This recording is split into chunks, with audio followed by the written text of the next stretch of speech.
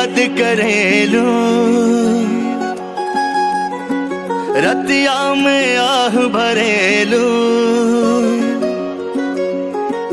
बोला कैसे याद करेलू, रतिया में आह भरेलू। हमरो नौकरिया ना मन भावे, हमरो नौकरिया ना मन भावे। हंस के बोलल का संगवा रहल का, ओहे नो याद बड़ी आवे। हंस के बोलल का संगवा रहल का, ओहे नो याद बड़ी आवे।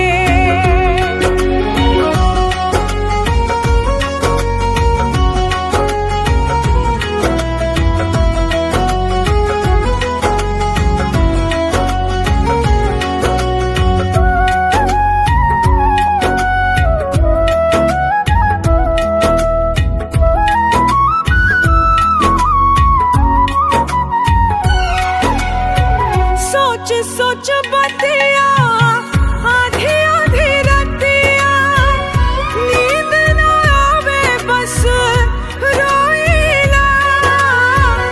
हम ही बुझीला कि कैसे जिहीला, कहियो न ठीक से सोईला।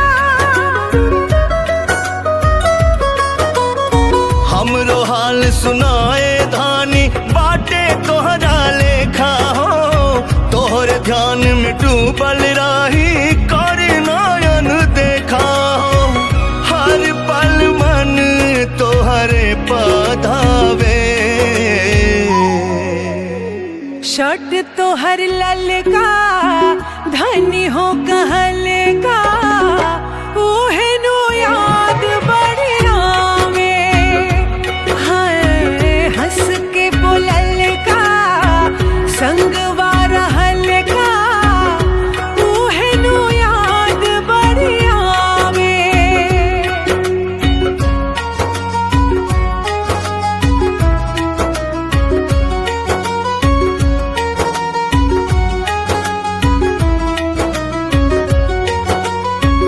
खुद के सवारल केसिया के झारल, सब कुछ बोला छूट गइल बा। मनु मधुरिया सहाला न दूरिया, तोहरा से दिल टूट गइल बा। ऐसे ना कुछ बोला ये धानी, आलोक भी दुख सहेले।